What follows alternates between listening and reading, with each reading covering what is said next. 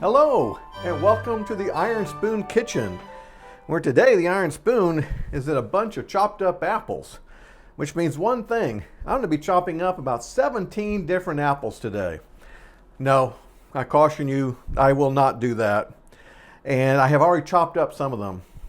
In case the three of you who watched my first episode all the way through, I chopped up about 10 or 12 apples in front of the camera live.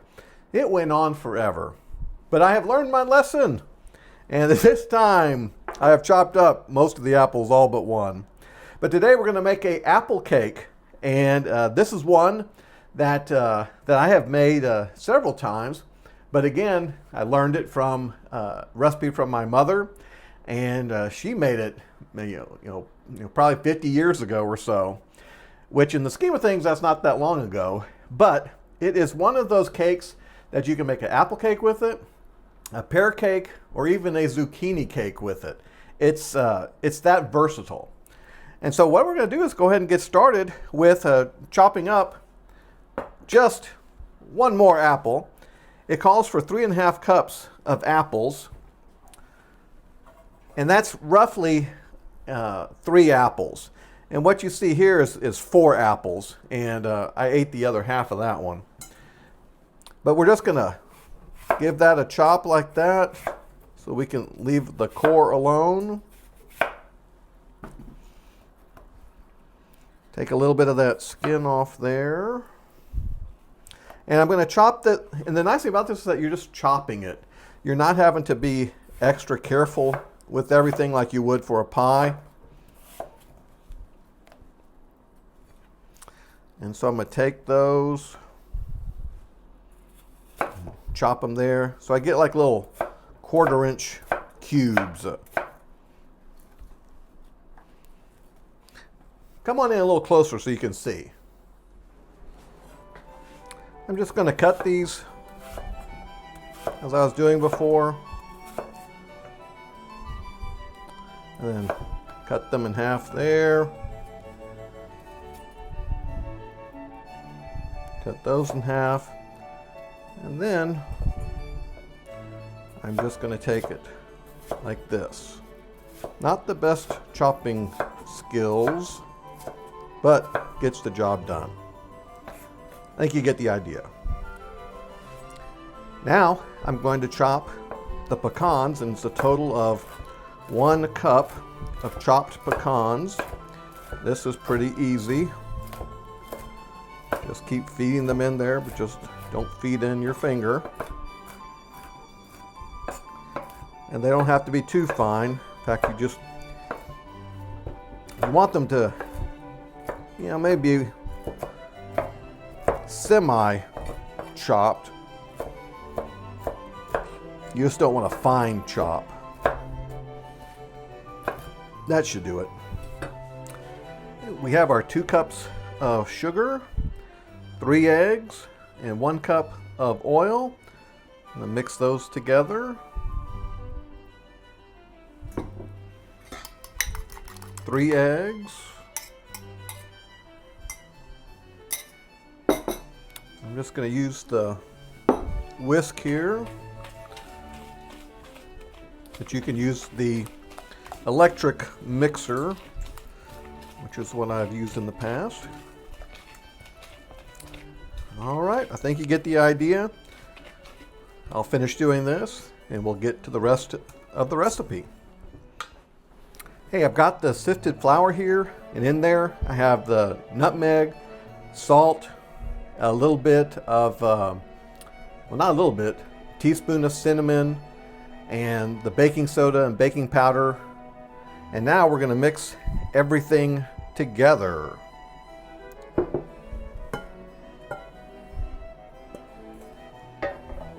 Oh, and here's the vanilla. So let's give this a stir. Let me add the 1 cup of pecans.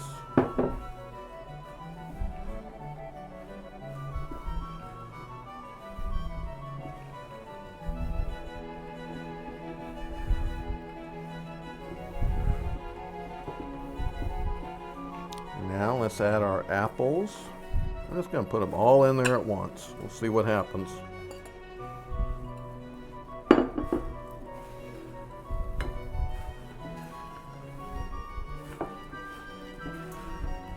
Hey, I'm going to get this mixed together, and I'll be right back. Hey, it's all nicely mixed together. Now I have a bundt pan, and it's been greased and floured. And make sure you put plenty of grease and flour. Sometimes I haven't done it enough and regretted it. And you can see this is a thick batter. It's correct if it looks like this.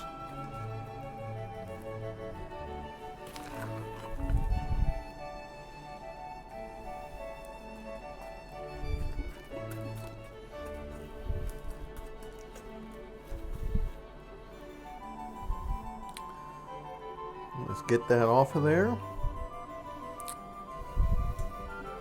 And it's ready for the oven. I'm going to put it in at 350 degrees for 1 hour.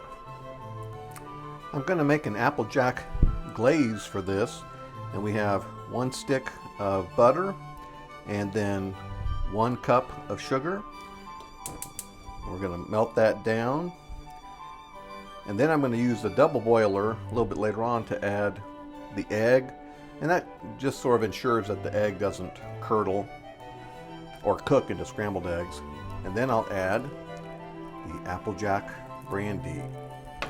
Okay, I'll be back shortly. And the sugar is starting to melt, as well as the butter. So I'm stirring it constantly to make sure that it doesn't burn on the bottom of the pan. I broke the butter in half. I probably should have taken it down into smaller pieces so it would melt quicker. But we're doing good. I'm going to move this over to the double boiler as soon as that butter is melted. I'm going to set this into my double boiler.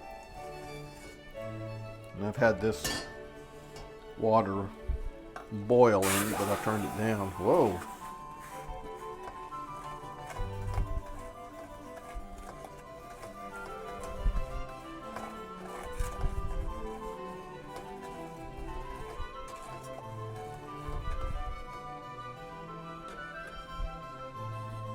I'm going to add 1 egg.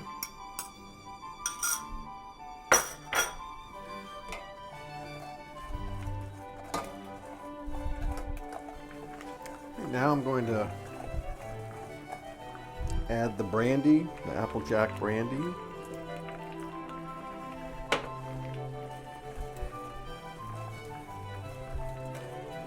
Well, that has a good smell, good aroma. All right, I think that takes care of it. I'll cook this a little bit more, and then I'll be ready to pour onto the cake for a glaze.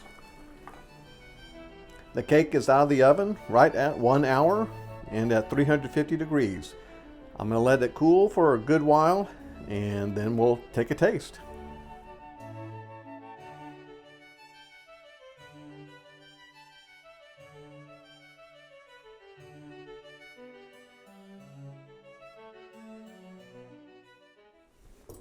Success! We have our apple cake completed. Now you'll probably notice I just put a little bit of glaze on there because some people don't want a glaze. I don't know why, but when I serve this, I want to give people an option for having it. But since I'm serving myself, I would like some glaze. So I'm going to cut a piece here. Oh, sure smells good. Oh, that's looking good. Yes, indeed. Oh yeah, plenty of pecans, nice and moist. Let's see. Well, I don't think I need any more glaze. I've got that there just in case, but just in case I needed it.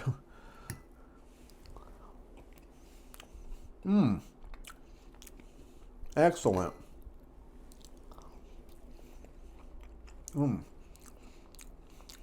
Just the texture you want.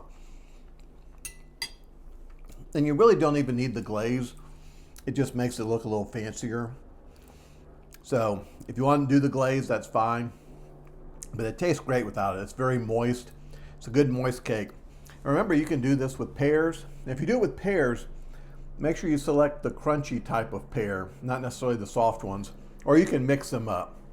On a lot of recipes that I've seen for making pies and for cakes, they mix a little bit of the like hard pears or hard apples or crunchy apples with softer ones. And what I used today was the Fuji apple, and it worked just fine. I don't see any problem there. Okay, well, thank you for joining me today in the Iron Spoon Kitchen. If you like this, like it, subscribe, all that sort of stuff, hit the notifications. It does make a difference, so please consider doing that. Well, thank you for being here today with me with a wonderful cake, an apple cake, one for the ages. Have a good day.